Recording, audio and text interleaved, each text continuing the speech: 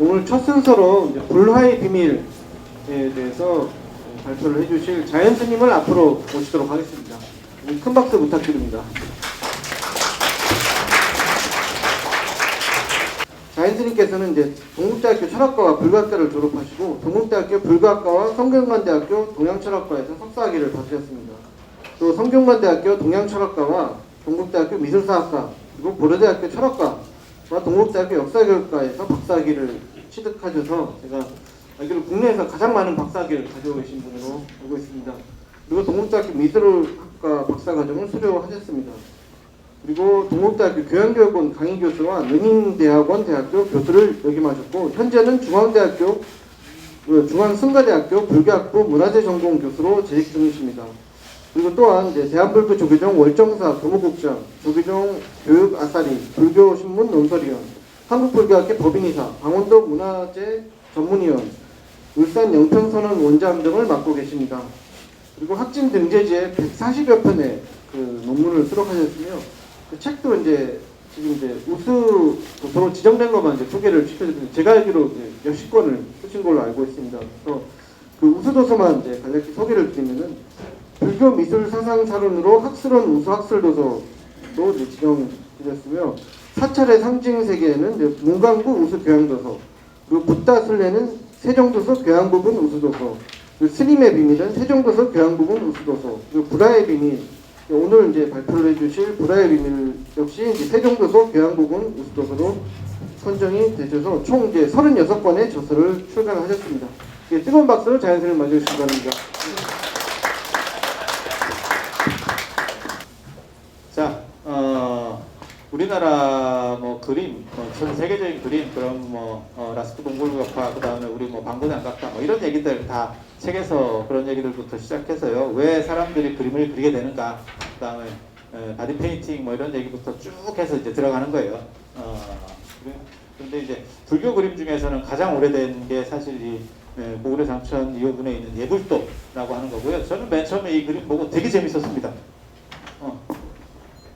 뭐가 재밌냐면 부처님이 계신데 수염도 났고 수염 표시가 아주 뚜렷하고 더 엽기적인 거는 여기 보면 이제 박사장로도 있고 사자자도 이렇게 조그맣게 있고 한데 더 재밌는 건 절하는 모습이죠. 고구려 사람들한테서 유행했던 그 땡땡이 가라 이 치마 같은 거를 입고 있는데 절하는 걸 보면 너무너무 받고 있죠. 머리를 박고 있죠. 그래서 굉장히 재밌는 그림이에요. 왜 이렇게 박냐면 오체투지를 보면 두 손, 두 무릎, 그 다음에 두 정 이렇게 돼 있거든요. 그리고 이거는 우리가 지금 알고 있는 것처럼 우리가 양말 신고, 그러니까 신발을 벗고 법당이나 이렇게 들어가는 거는 조선 중기 이후에 임진왜란 병자호란 이후에 생기는 문화예요. 그래서 중국처럼 우리도 예전에는 신발을 신고 들어갔었거든요. 그래서 구례 화엄사, 각황장이나 이런 데 가보면 나무 바닥 밑에 전돌이 있죠. 고도구력 같은 게 있죠. 그래서 그런 당시에 절하는 모습들을 이렇게 보여주는 거죠. 예전식 절하는 모습.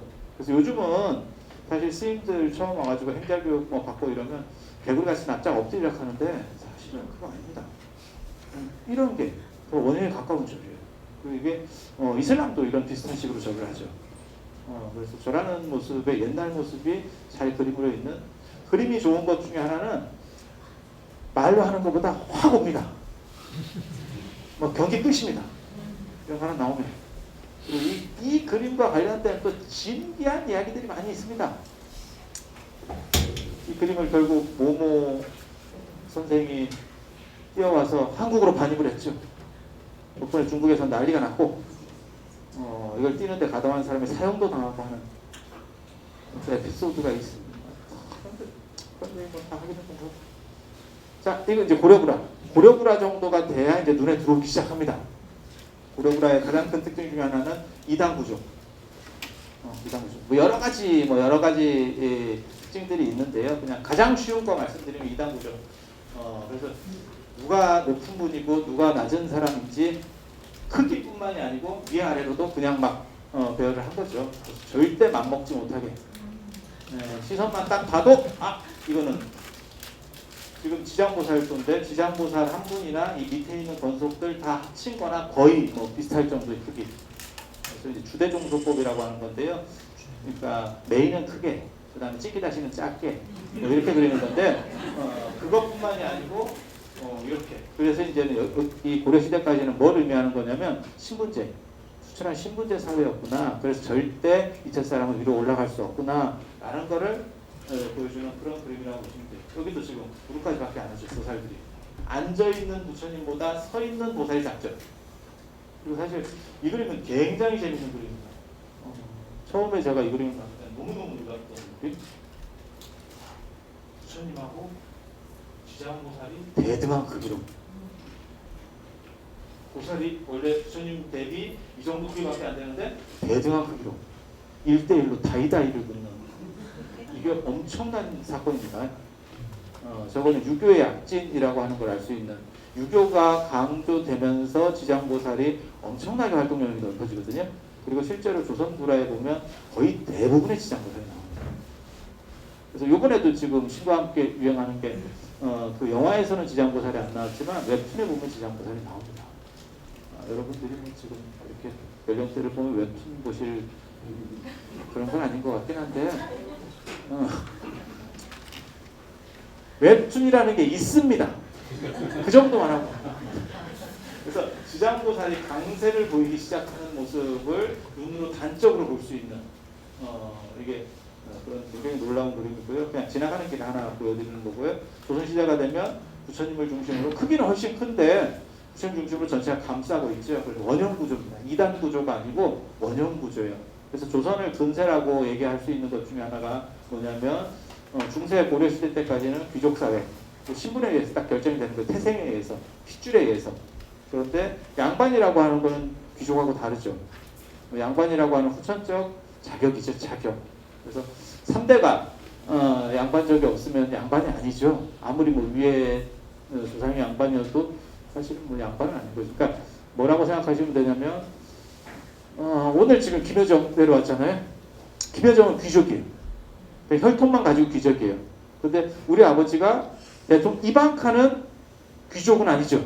똑같이 온 이방카는 귀족은 아니죠. 이방카는 그냥 아버지가 대통령인 것 뿐이죠. 양반은 양반 자식으로 세습되는 건 아닙니다. 그 권리가 세습되는 건 아닙니다. 그건 자격입니다.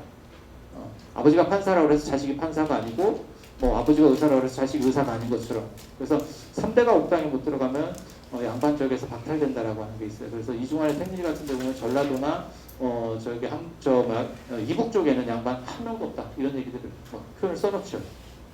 그래서 기호학파라는 게 경기도하고 그다음에 호국, 충청도까지만 양반들이 존재할 수 있는 그런 구조들을 나중에 만들어내는 게 이건 양반 문화고요. 양반은 후천적 자격이니까 누구든지 그 자격을 일단은 딸 수 있다라고 하는 그런 부분들이 존재하는 거예요. 그러니까 선천적인 것보다 후천적인 노력이 중요하다. 그래서 부처님을 중심으로 해서 봐봐요. 원형으로 둘러싸여 있고 점점 가까이 다가가는 사람이 높은 겁니다. 그래서 바깥쪽에 있으면, 그 다음에 위아래 이런 식으로 바깥쪽에 있어도 낮은 지위입니다. 그래서 가운데 메인 토막에서 안쪽에 있는 분들이 다 뭔가 좀 센. 그래서 구도 자체가 중세 귀족 사회에서 근세 사회로 넘어오면서 바뀌는 그런. 그래서 이런 걸 보고 이제 약간 좀 있어 보이는 말을 하면 예술은 시대를 반영하고 시대를 계몽한다라고 하는 그런 부분들이 존재하는 겁니다.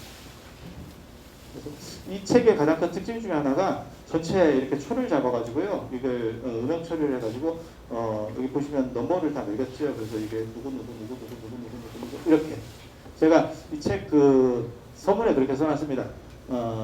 불화라고 하는 건 부처님 가족 사지입니다. 부처님 관계된 지인, 일촌들 여기 다 있습니다. 그래서 불교에 대해서 가장 쉽게 알 수 있는 게 사실은 불화만 알면 여기에 등장하는 인물들과의 관계 이런 것만 정립을 해도 불교 굉장히 쉽게 들어갈 수 있어요. 지금까지 사실 저런 것들에 대해서 약간 친절함이 조금 부족한 면들이 있었거든요. 그래서 이번에 이걸 다 따서 뭐 설명들을 다 해줬습니다. 그래서 이거 4,000원, 그 다음에 이게 지금 석가모니 부처님이니까요. 상마출신한 석가모니 부처님이니까 문수보살, 보현보살, 여기 이제 이건 여의도 들고 이거 뭐 연꽃을 잡고 있고, 그 다음에 왜 보살들이 있고, 이거 화불이 있고, 여기 이제 호법신들이 있고 뭐 이런 얘기들을 다 써놨습니다. 그런 자세한 얘기는 책을 사보면 됩니다. 일일이 다 해드릴 수는 없고, 그리고 여기 보면 방금 그 불화의 맨 위쪽입니다. 이렇게 보시면 되게 재밌는 게 여기 코끼리와 흰코끼리가 있고, 여기는 사자왕, 마치 뭐 헬멧 쓴 것처럼 이렇게 되는데 사자왕, 그 다음에 용왕, 용녀, 이렇게 기본이 들어가는 구도인데요. 코끼리나 사자가 이런 데까지 들어와 있다라고 하는 거는 자세히 관찰 안 하시는 분들은 잘 모릅니다. 그래서 재밌죠. 코끼리 똥템이 여기까지 들어오니까.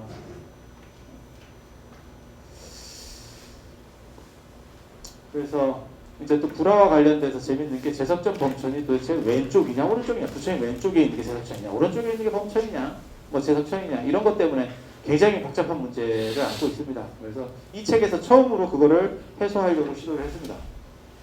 종합적 개론서인데도 불구하고 중간에 이렇게 목차를 따로 구해서 지금까지 불화 이쪽 계열에서 전혀 해소가 안 됐던 문제들을 이제 쭉 짚어보는 그런 것들을 했었습니다. 그래서 통일신라 시대 때는 어땠고 고려 때는 어땠고 쭉 이렇게 가서 조선 때는 이렇게 됐어. 우리가 지금 보고 있는 거는 똑같이 생겼습니다. 진짜 데칼코마니처럼 제석천과 범천은 똑같이 생겼어요.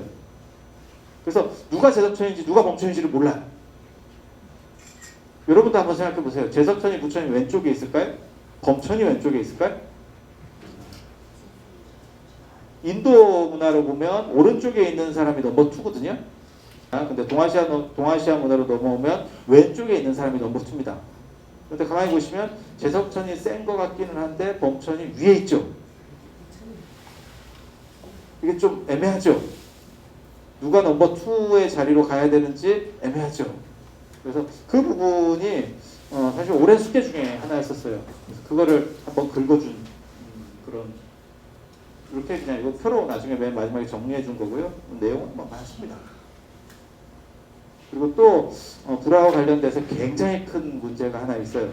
이제 뭐 전문적이시 않으신 분들은 잘 내용을 모르시는데 사천왕의 방위 문제라는 게 있습니다. 지금도 사찰에 가면 되게 재밌는 게 사천왕 방위가 서로 다르게 쓰여 있습니다. 절마다 명패들을 붙이는데 그게 동네마다 다릅니다.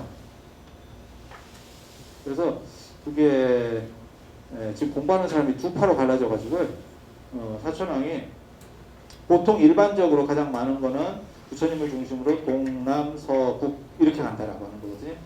동남, 서북 이렇게. 동서남북이 아니고 옛날에 해 뜨는 방향으로 했기 때문에 동에서 남으로, 그 다음에 서에서 북으로 이렇게 이제 간다라고 하는 건데요. 조선 후기가 되면 옆에 사천왕 옆에 이름이 나오는 게 있는데 여기가 북으로 나옵니다. 그래서 과연 저거는 도대체 어떻게 된 거냐. 저도 논문을 한 2편 쓰면서 거기에 가담을 했거든요. 그래서 제가 이 책에서 이제 마지막 결론을 내리는 거예요. 어떤 사연이 있었어. 그거는 석가모니 부처님이나 이런 분들의 입장에서는 사천왕이 이렇게 되는데 아미타 부처님의 세계에는 사천왕이 없습니다. 수미산이 없기 때문에. 수미산 중턱에 사천왕이 사는데 수미산이 없기 때문에 사천왕이 없습니다. 그런데 아미타 불회도에도 사천왕을 그려요. 그러면 어떻게 되냐면 사천왕을 빌려와야 됩니다. 이쪽 세계에 있는 거를. 극락세계 게 아니고 우리 세계 걸 빌려와야 돼요. 빌려오면 어떻게 되냐면 사천왕 방위가 조금씩 달라질 수밖에 없어요. 왜냐하면 이렇게 보는 관점하고 이렇게 보는 관점 때문에 그렇다는 거예요. 그래서 아미타 부처님 입장에서는 이렇게 보게 되고 이 아미타 부처님의 본尊을 이렇게 세우면 이게 문제다. 전문가들끼리 있을 때 이런 말을 하면 뭔가 감동을 받는 거예요. 그래서 어쩌라고 이런 이게 그렇게 중요하냐? 이런 시국의 시위도 아니고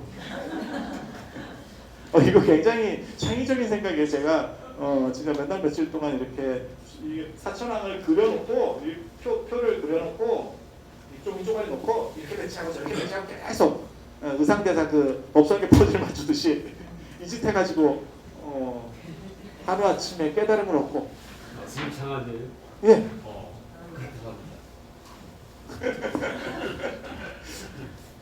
우리 선생님께서 확실히 뭔가 있으셔요. 그래도 덕담을 해주시잖아요.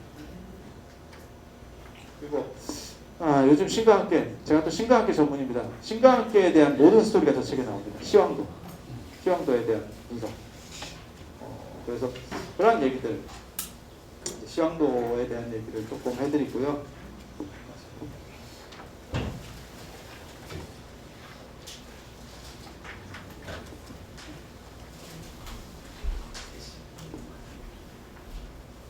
자, 그래서 이제 요즘 또 신과 함께 유행하고, 제가 신과 함께 가지고 진짜 글도 여러 개 쓰고, 제가 사실 단행본도 만들려고 했었습니다. 영화 뜬다, 단행본을 만들자. 출판사에 그렇게 얘기했더니 출판사에서 잘 안 팔릴 것 같다. 영화가 뜬다는 걸 당신이 어떻게 보장하냐. 이렇게. 그래서 제가 뭐라고 얘기했냐면 캐스팅된 배역들을 봐라. 그래서 배우들을 한번 봐라.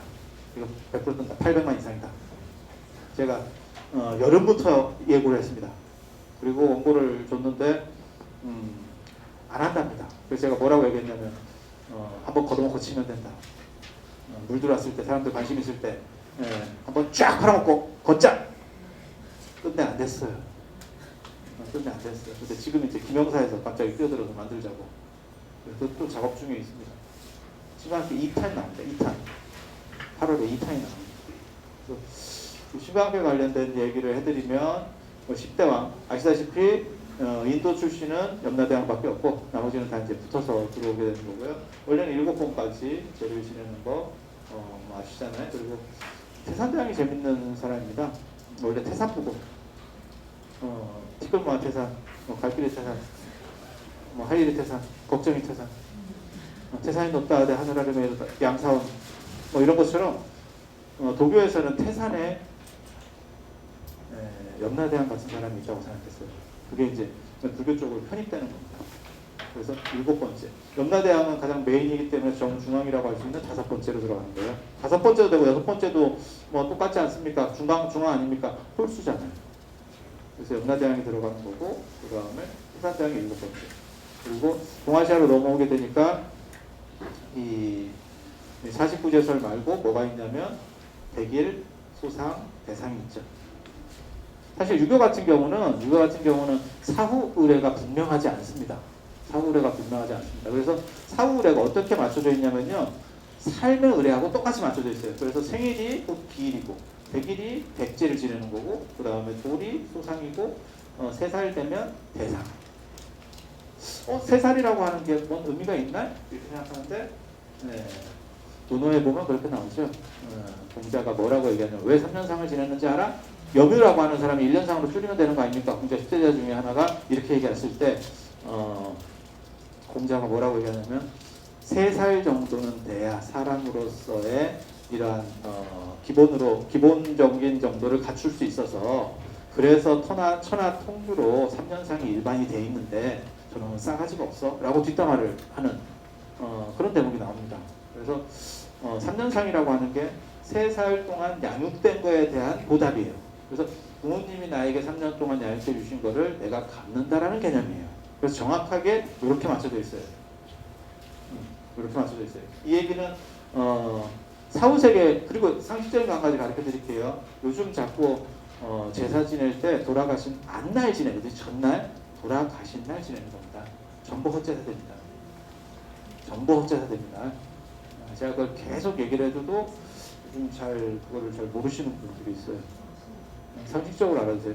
그리고 왜 전날 지내는 문화가 생겼냐면 원래는 11시부터 지내는 거예요. 옛날 시간 기준으로 봤을 때는 11시부터 날이 바뀌잖아요. 그래서 신새벽에 지내는 거예요. 그래서 여러분 어렸을 때 제사 지낼 때 보면 눈 비비고 제사를 지냈었다고요. 한참 졸릴 때. 그게 11시에서 12시 사이에 제사를 지냈어요. 근데 날짜 기준이 바뀌는 거죠. 그래서 지금은 11시가 마치 전날처럼 돼버린 거예요. 게다가 또 나중에 무슨 문제가 벌어지냐면 박정희 대통령 때 통금이 생기면서 저녁 먹고 제사를 헤어지는 식으로다가 바뀌어요, 문화가. 그러니까 완전히 날짜가 하루가 땡겨져 버리는 겁니다. 그래서 전날 지내시면 안 됩니다. 전날 지내려면 11시부터 12시 사이에 지내는 거고, 아예 낮에 지내거나 안 그러면 저녁 때 지낼 거면 그날 지내는 겁니다. 그날 지내는 겁니다. 그렇게 맞춰져 있다는 정도 얘기를 드리고, 그다음에 이게 무슨 서부진도에 서울시 일부랑 관계되고 어쩌고 뭐 이런 얘기들은 별 필요 없을 것 같아요. 책에 나올 만한 얘기들은 아니니까. 기본적인 얘기는 다 해놨습니다. 그래서 그 중에 하나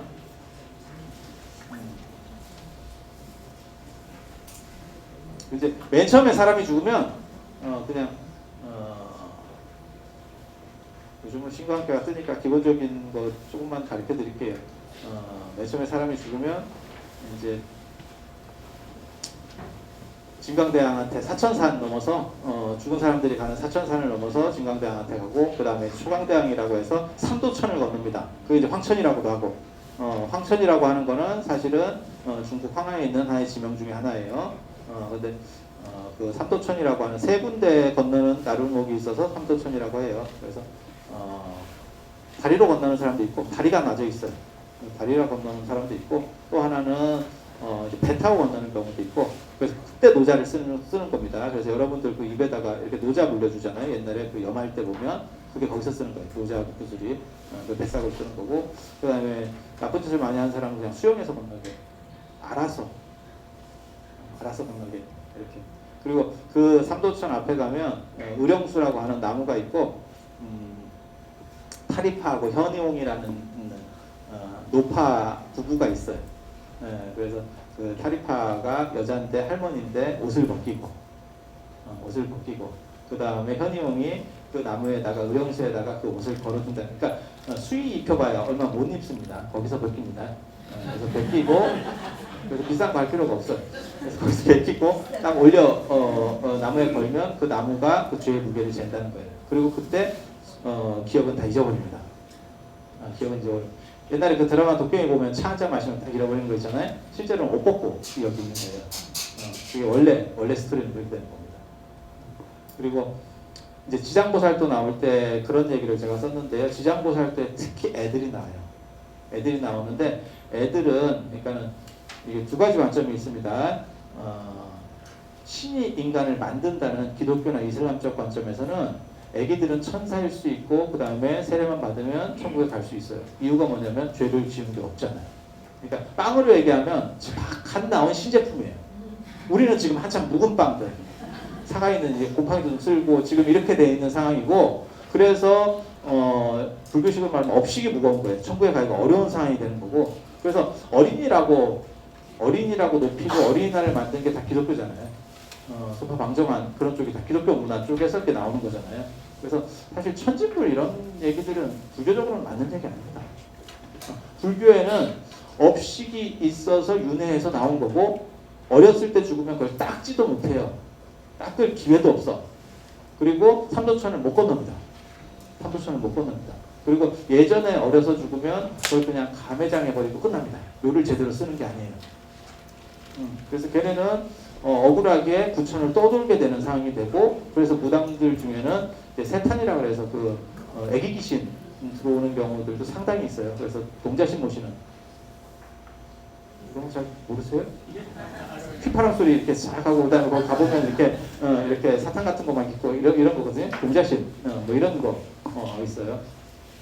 이거 되게 재밌습니다. 이런 것들 하면. 그래서 애기들은 삼도천을 못 건넌대요. 노자도 없고 닦아놓은 공덕도 없고. 그래서 그 삼도천 앞에서 마치 백담사 앞에 가면 이렇게 돌탑 쌓잖아요. 그런 것처럼 3층 탑을 쌓기만 하면 그 공덕으로 건너갈 수 있대. 그래서 돌을 하나를 올리고 그 나머지 하나를 그러니까 원래는 하나가 있으니까 두 개만 올리면 되잖아요. 그래서 하나 올리고 두 번째로 올리려고 하면 그때 귀신들이 나타나서 그 탑을 발로 찬대. 그래서 애기들은 못 건너간다. 그래서 제가 애기들한테 한마디 해줬어요. 두 개를 동시에 잡고 한국을 싸워요.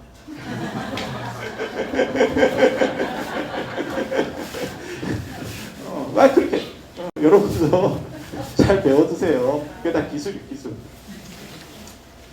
그렇게 해서 이제 뭐 건너가게 되고 그 다음에 거기서 소강대왕 만나고 세 번째 이제 송제대왕을 만납니다. 그래서 송제대왕 만나면 뭐가 있냐면 발설지옥이라고 이게 이제 신과학계 영화에서 나왔던 거예요. 잠깐만요. 발설지옥 이게 어디가 나요? 그림이 조금 작긴 한데 이쪽에 보시면 여기 혓바닥을 이렇게 길게 뽑아가지고 소로다가 바꿔는 그림이 있습니다. 한번 쭉 한번 넘겨볼게요. 중간에 섞인 건지 빠진 건지. 제가 그거를 치고 나서 빠진 것 같습니다. 그래서 거짓말 많이 한 사람들은 혀를 이렇게 길게 뽑아가지고 거기서 밭을 간다. 소가 밭을 간다. 그런 설정이고요. 신광교 웹툰 같은 데서는 거기서 뭐 과수원 재배하고 뭐 이런 얘기들이 나옵니다. 되게 재밌습니다. 그리고 여기 보면 이제 이게 지금 오관대왕 네 번째 오관대왕도 보면 여기 지옥 부분을 보면 이게 확탕지옥이라고 하는 거죠. 확탕지옥이라고 하는 거 이렇게 이게 끓는 이 가마솥에다가 사람을 넣어서 이렇게 끓여 죽이는 그런 거예요. 그래서 저게 화탕지옥이 아닙니다. 확탕, 가마솥 확자를 씁니다. 확탕지옥입니다. 그래서 저건 실제로 있었던 정보입니다. 조선 초기까지도 저게 있었습니다. 그런데 그러니까는 사람을 넣어가지고 그냥 삶아버리는 거예요. 삶아버리는 거예요. 그런데 저거 이제 팽형이라고 하는 건데, 조선시대 때도 저게 너무 잔인하다 그래가지고 저걸 명예형으로 바꿉니다. 명예형으로 바꾼다는 건 뭐냐면 불은 안 돼. 그리고 거기에 이제 탐관오리나 이런 사람 잡힌 사람을 거기 들어가서 이제 동네 사람들이 다 보는 데서 들어가서 이제 한번 타는 신용하고 나오는 거예요. 그러면 그 사람은 이제 다시 사람 구실 못하게 완전히 다 은퇴시켜 버리는 거죠. 그런 식으로 바뀝니다. 근데 실제로 있었던 형법입니다. 여기 보면 이렇게 홍두 하듯이 하고 있지. 치즈에다 이렇게 홍두 찍어 먹듯이 이렇게 꼬챙이로 꽂아가지고 이렇게 샤브샤브 하듯이.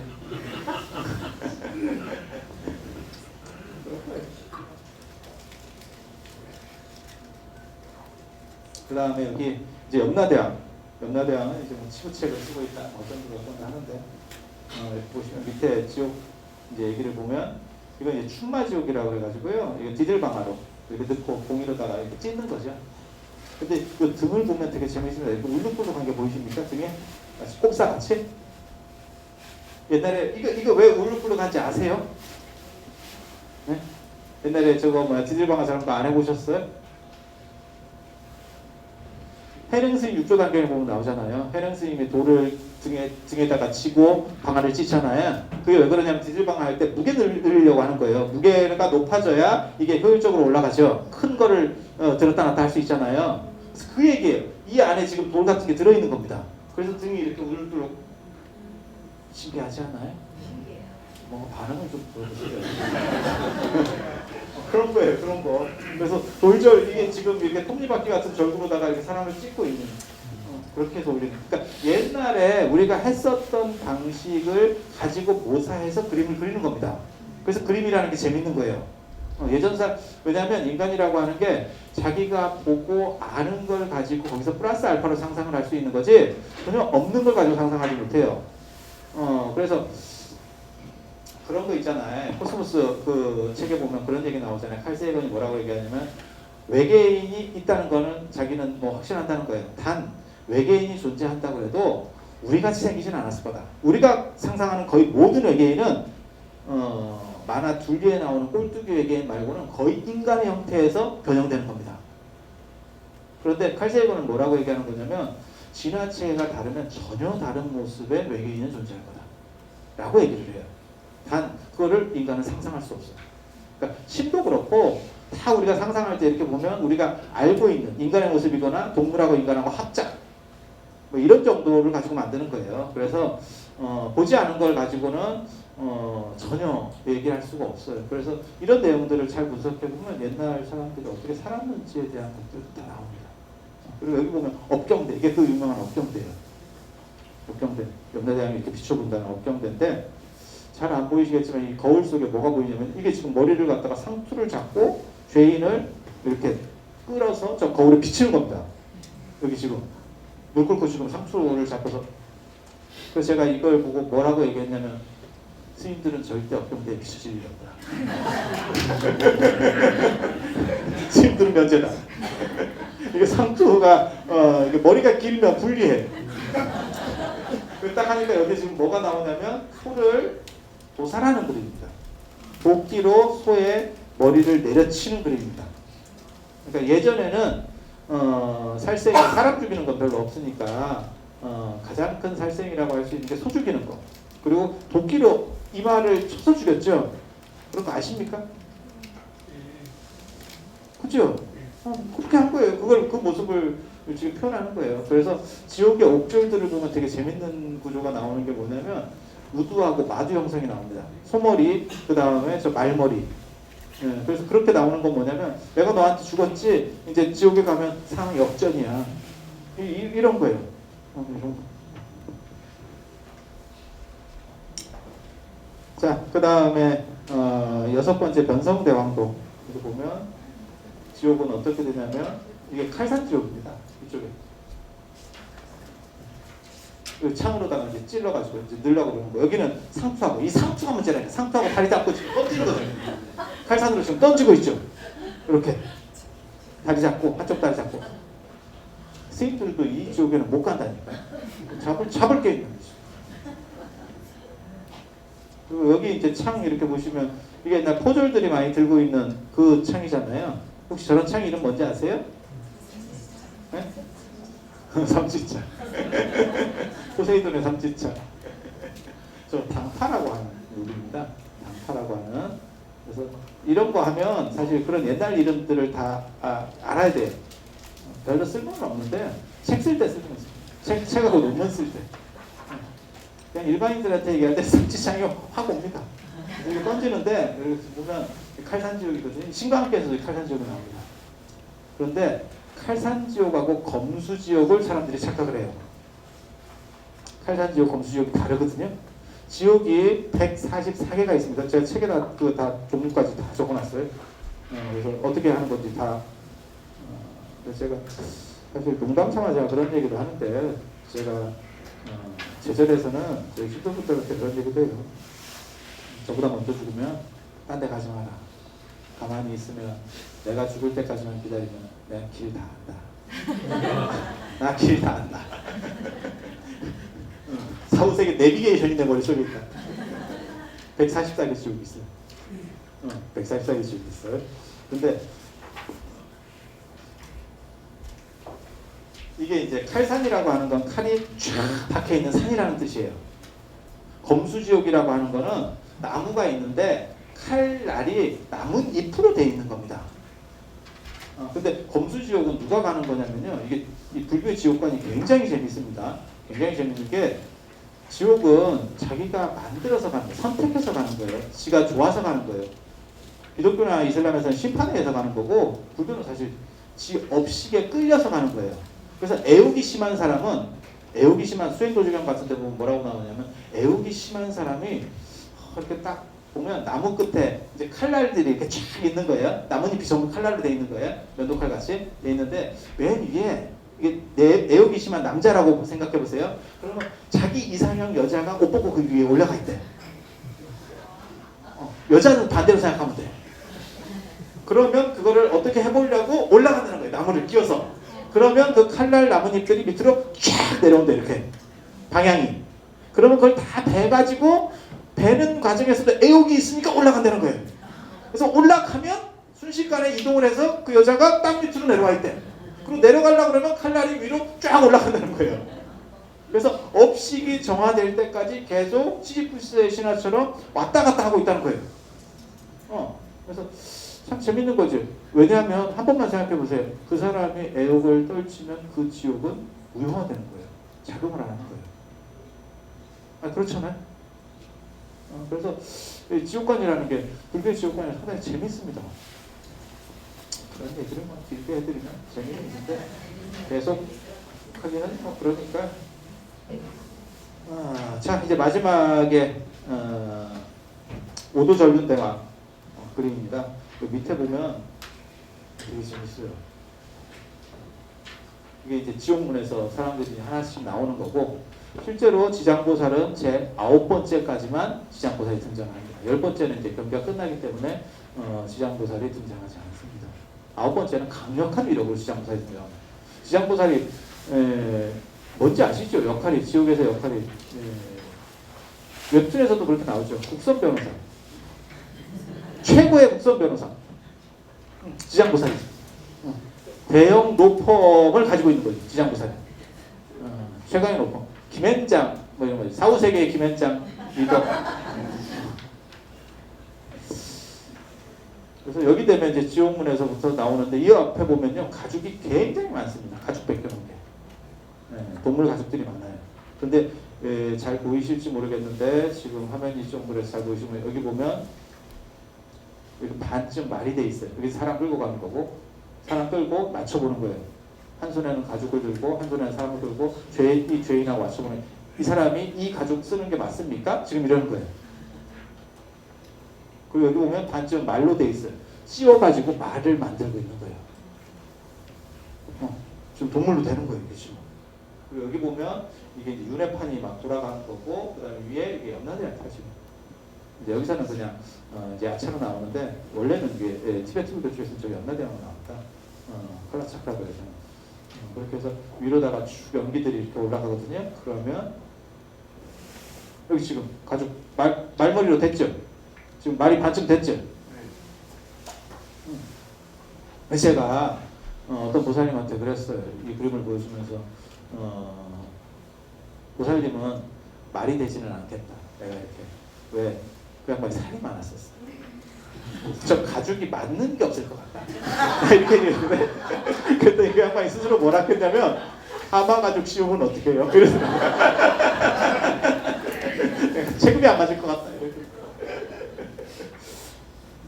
이렇게 해서 이제 위로 연기들이 나가는데 그거 한번 볼게요. 이렇게 이게 윤회하는 거예요. 근데 이게 왜 5도 윤회라고 할까요? 실제로는 36개잖아요. 그죠? 5도 윤회하면 이제 불교 쪽 아시는 분들은 다 아시겠지만 6도 윤회설도 있고 5도 윤회설도 있잖아요. 그죠? 아수라가 빠지면 5도 윤회설이 되는데 여기 보면 아수라가 있죠. 이게 지금 아수라로 그려놓은 거거든요. 이건 악귀예요. 악귀로 그려놓은 거. 이게 신들. 그 다음에 이게 신, 인간, 그 다음에 아수라, 악귀, 축생, 뭐 이렇게 그리는 거거든요. 그렇게 해서 이건 이제 뱀, 이것도 이제 축생. 그렇게 해서 여기는 5개 갈래밖에는 없어요. 5개 갈래밖에 없어요. 이유는 지옥은 여기에 들어갈 필요가 없죠. 지옥에서 지금 나와서 윤회를 하는 상황입니다. 지옥은 배경에 깔려 있습니다. 그래서 지옥 뺀 5도 윤회라는 거예요. 그래서 일반 5도 윤회하고는 다릅니다. 불교에서 말하는 아수라가 빠지는 5도 윤회하고는 또 다른 5도 윤회설이 존재하는 거예요. 그래서 이거를 심판하는 사람을 5도 절군대왕.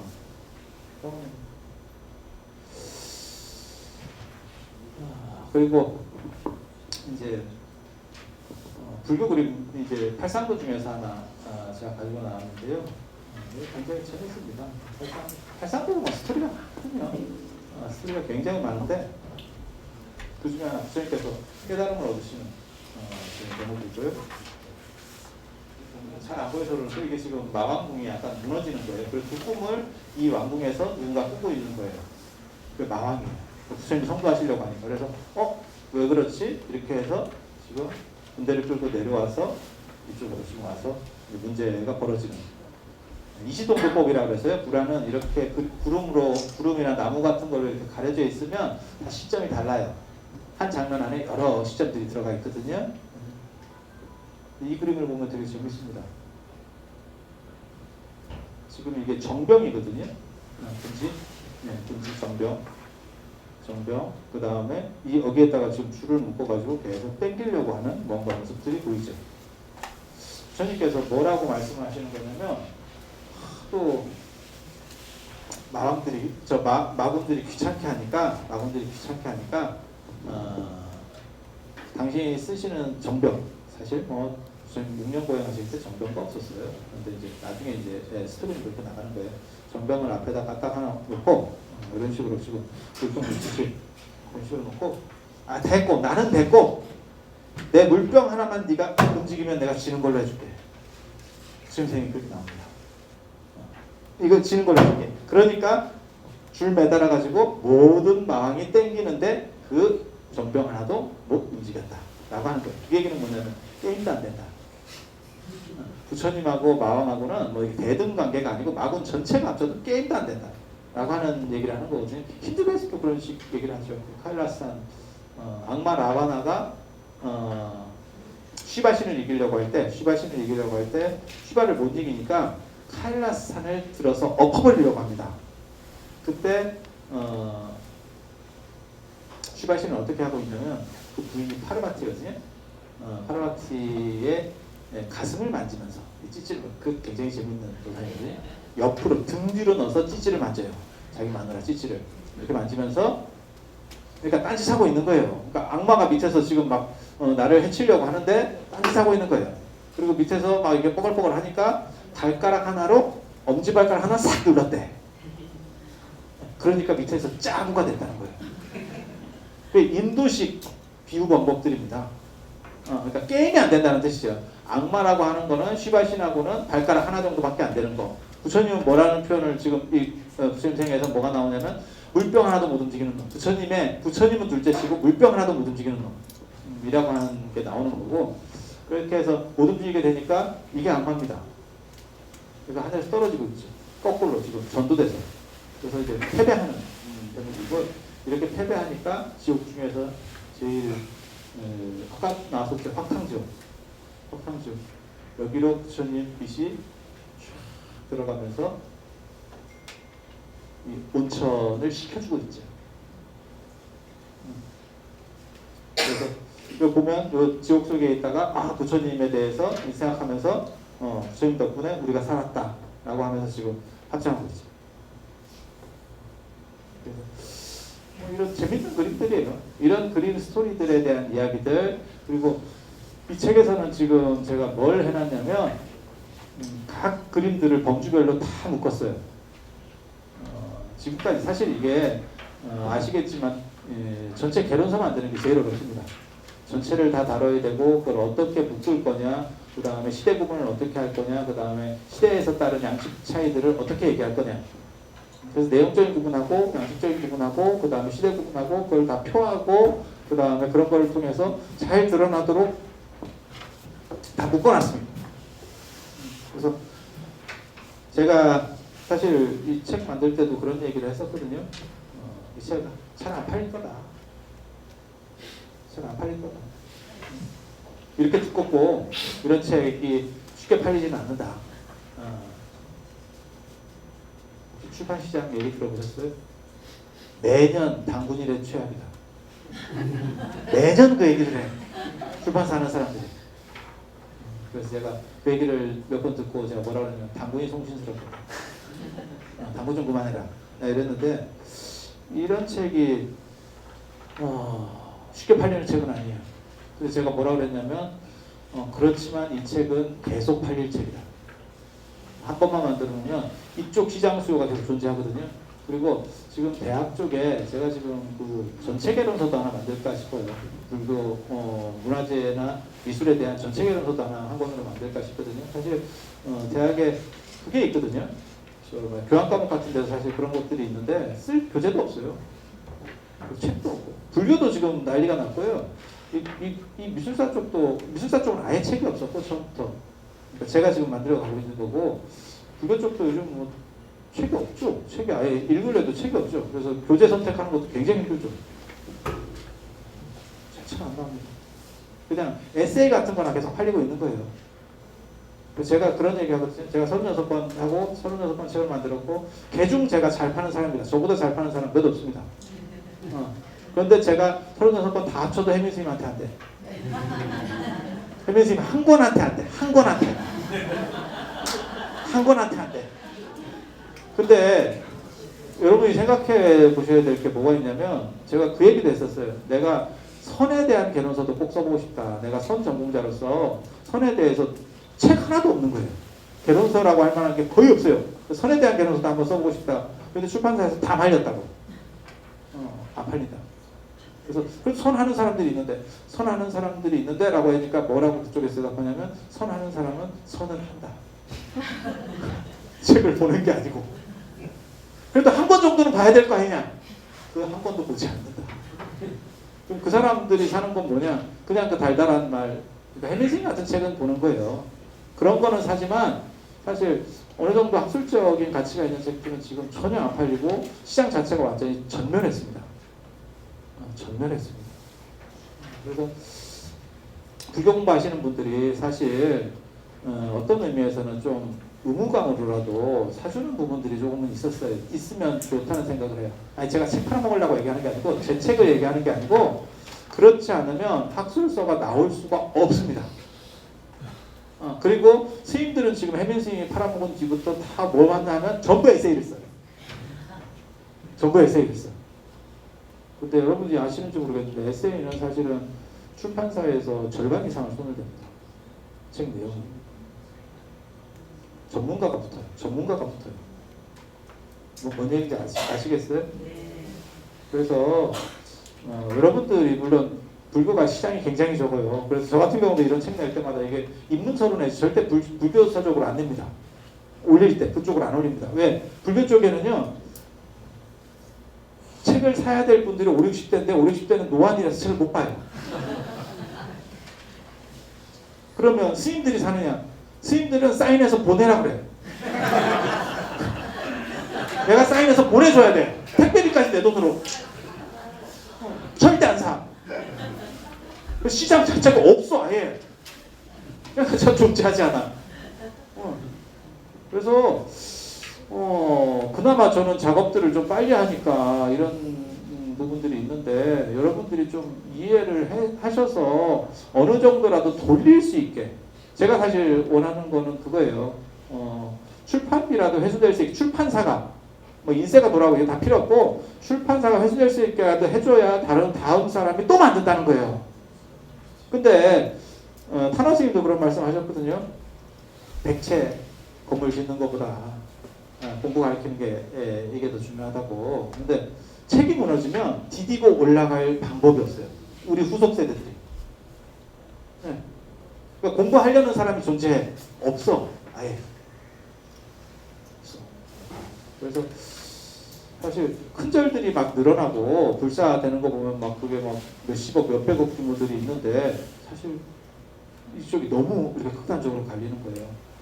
그런 부분들을 조금만 한 번 정도씩만 생각을 하시고 마치 뭐 장학금 하듯이 책을 보내는 쪽 뭔가 이런 운동들을 좀 이렇게 좀 해주실 수 있으면 그런 생각들을 좀 해보고 있습니다. 사실 저 같은 경우에 있으면 교도소나 이런 데서는 책 보내달라고 계속 편지가 오고 아니, 동시에 읽을 게 없다라고 얘기하고 그리고 실제로는 보내주려도 그래서 어떤 책을 보내줘야 되지? 라는 생각이 들 정도가 돼요. 그래서 막 이게 냉탕온탕이에요. 그런데 지금같이 가면 아무튼 뒤에 공부하는 사람들로서는 올라갈 계단도 없어지는 거고 그건 앞에 사람들이 잘못하는 거라고 생각해요. 그래서 어떻게 해서든 그것은 끊어지지 않도록 해줘야 될 의무감이라는 게 존재한다고 생각하고 그래서 오늘 지금 이런 자리를 만들어주신 우리 성훈 코치님께 박수를 한번 주겠습니다.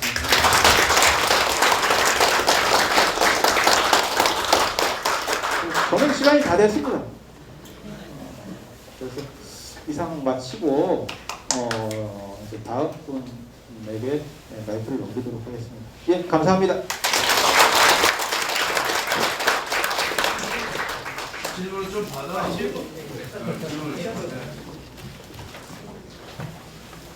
네, 뒤에 불 좀 해주시기 바랍니다. 예, 대선생님 좋은 강의 감사드립니다. 그래서 지금 이 10분에서 한 15분 정도 질의응답 시간을 가지도록 하겠습니다. 그래서 뭐 모처럼 이제 직접 책을 쓰신 분께 질문할 수 있는 기회라는 게 한계가 아니니까 되도록 이제 질문을 하죠. 예.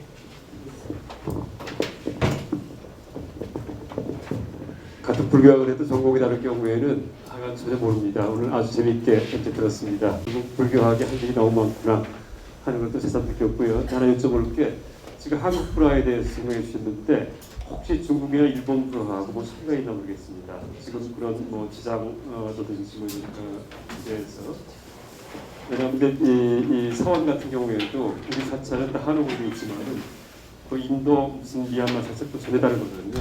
그래서 이제 한국 불화의 특징이 있는지 그 정도 한번 여쭈겠습니다.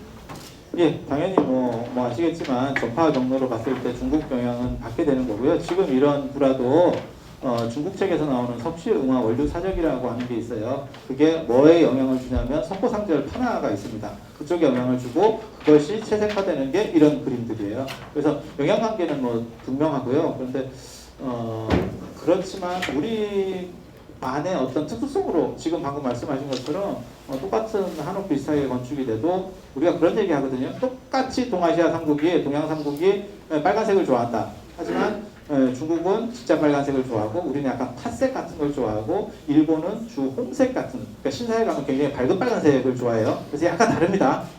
미감이 약간 다르고요. 그 다음에 똑같은 한옥 건축인 것 같은데도 일본 같은 경우 훨씬 균제되어 있는 반듯한 선들이 나오기 시작해요. 그래서 자연을 통제하려고 한다라고 하는 개념이 존재하고 있고 중국 같은 경우는 이렇게 처마 같은 거 보면 이렇게 쫙 올라가죠. 그래서 과장되게 더 자연스러우려고 한다. 그리고 한국 문화 같은 경우는 뭐라고 얘기하냐면 방치됐다라고 얘기하는 거예요. 대충 던져놓는다. 도자기도 마찬가지죠. 뭐 막사발 이런 거 얘기할 때도 늘상 나오는 게 대충 해요. 그걸 이제 나쁜 말로 하면 이제 날로 먹은 거고 좋은 말로 하면 천연스러움이 깃들었다. 약을 잘 팔아야 돼요. 약을 잘 팔아야 돼. 그게 한국적인 특징들이고요. 그런데 사실 조선시대 조선이 아니고 일제 강점기 때 야나기 무에요시 같은 경우가 한국 미술은 비장입니다. 뭐 비감한 이런 정서가 있다. 한해 문화가 있다라고 하는데 그런 건 아닙니다. 우리도 철저하게 계산 문화가 있어요. 고려시대까지 있었고 그게 고려불화 그 다음에 고려청자 나전치기 같은 아예 빈틈없는 그런 장인 정치인들이 있었던 문화가 있고 그 다음에 뭐 불국사 같은 경우도 철저히 계산으로 지은 적이거든요. 그래서 조선이라고 하는 나라가 약간 재밌는 나라예요. 재밌는 나라예요. 그래서 한국에는 두 가지가 다 있어요. 아주 고려 청자를 상감해서 만드는 아주 정교한 거 그 다음에 다랑아리를 만드는 것처럼 그냥 대충 이렇게 해가지고 쭉 뽑아버리는 그런 힘. 그래서 그 적절한 것들을 잘 맞춰가면 한국 문화는 굉장히 우수한 특성이 있습니다. 그리고 그런 것들은 중국과 다른 한국만의 뭔가 다른 점입니다.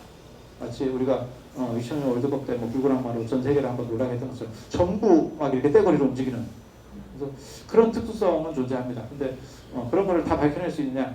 다 밝혀낼 수는 없어요. 그리고 중국이라고 하는 거는 한국하고 틀려서 한국 거는 몇 개만 갈래 맞추면 이게 책이 되는데요. 중국은 말이 그렇지 대륙이에요. 각 지방마다 색깔이 너무 달라요. 그리고 아직 걔네가 자료 정리가 다 잘 안 돼 있어요. 그래서 그거 정리하려면 사람 죽어요. 그리고 그것까지 연결시켜서 만약에 한국까지 한다?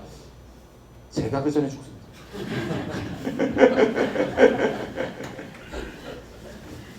예, 고맙습니다. 네, 박수 부탁드립니다. 네, 장인들님께서 너무 말을 명쾌하게 해주셔서 궁금함도 없이 그냥 쏙 해주신 것 같습니다.